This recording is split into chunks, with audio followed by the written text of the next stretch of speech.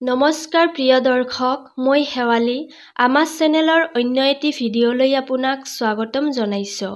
প্ৰিয় দৰ্শক, আজি আমি আপোনাক এনেকুৱা কাহিনী শুনাম আপুনি ভাবিবলৈ বাধ্য হ'ব, যিয়ে মানুহ আৰু প্ৰকৃতিৰ মাজৰ সীমাক চেৰাই গৈছে।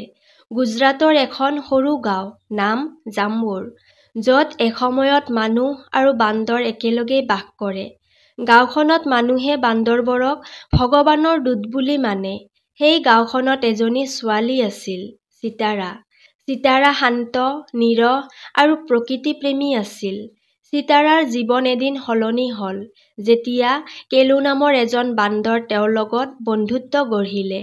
প্ৰথমে চিতাৰাই কেলুক প্ৰতিদিনে খোৱা বস্তু দিছিল আৰু কেলুৰ লগত ঘূৰি ফুৰিবলৈ ধৰিলে। আৰু এনেকৈয়ে চিতাৰাৰ লগত বান্দৰটোৱে বন্ধুত্ব গঢ়াৰ পিছত বান্দৰটোৱেও চিতাৰাৰ কাৰণে ফল আনিবলৈ ধৰিলে। আৰু গাঁৱৰ মানুহে এই দৃশ্যবোৰ দেখি আচৰিত হৈ গ'ল। আৰু এনেকৈয়ে চিতাৰা আৰু বান্দৰৰ মাজত সৃষ্টি হ'ল এক পবিত্ৰ বন্ধুত্ব। কিন্তু সমাজে তাৰ মাজত অসভ্যতা বিচাৰি উলিয়াবলৈ ধৰিলে। আৰু গাঁৱৰ মানুহবোৰে ফুচফুচাই ক'ব ধৰিলে, এই ছোৱালীজনী আৰু বান্দৰটোৰ অস্বাভাৱিকভাৱে ঘনিষ্ঠ। আৰু কোনো লোকে চিতাৰাৰ ঘৰলৈ গৈ কেলুক ঘেৰাও কৰি ধৰিলে। তেতিয়া চিতাৰাই কেলুক সুৰক্ষিত ৰাখিবলৈ বনলৈ লৈ গ'ল। আৰু চিতাৰাৰ এই দৃশ্য দেখি গাঁৱৰ মানুহবোৰে চিতাৰাক পাগলী বুলি ক'বলৈ আৰম্ভ কৰিলে। এই কথা শুনি চিতাৰাৰ মাকে কান্দিছে আৰু পঢ়াশালীৰ লগৰীয়াবোৰো জোকাবলৈ ধৰিলে। এনেদৰে গাঁওখনত হুলস্থুল পৰিৱেশৰ সৃষ্টি হ'ল। এদিন চিতাৰাই হঠাৎ অসুস্থ হৈ পৰিল। মাতৃয়ে তাইক ডক্তৰৰ ওচৰলৈ লৈ গ'ল। ডক্তৰে ক'লে চিতাৰা গৰ্ভৱতী। চিতাৰাই গৰ্ভৱতী হোৱা শুনি গাঁওখনত বজ্ৰপাত হ'ল। মানুহে ক'বলৈ ধৰিলে চিতাৰাক বান্দৰে গৰ্ভৱতী কৰিলে। এইদৰেই সকলোৰে মুখত কথাটো বিয়পি পৰিল আৰু মিডিয়াতো খবৰ আহিল।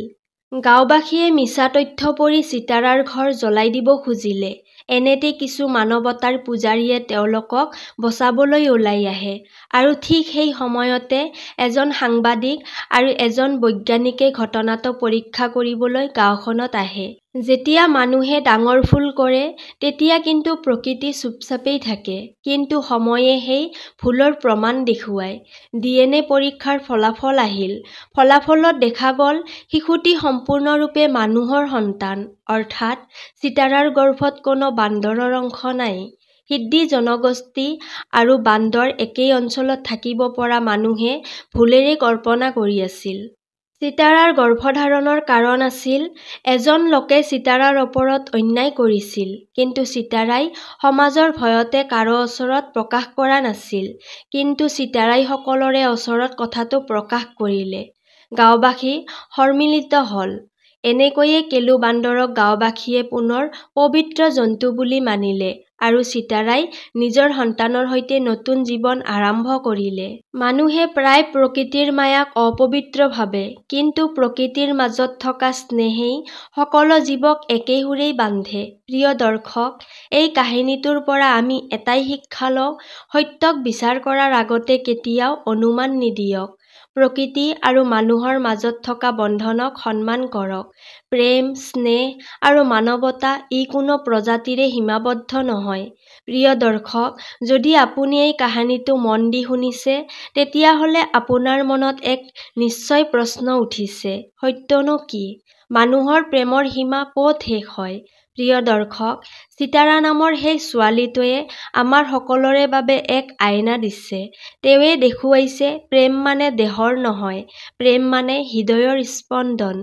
বান্দৰ কেলু আছিল প্ৰকৃতিৰ প্ৰতীক, যিয়ে মানুহৰ মনৰ নিসংগতা পূৰ্ণ কৰিছিল নিঃশব্দ স্নেহেৰে।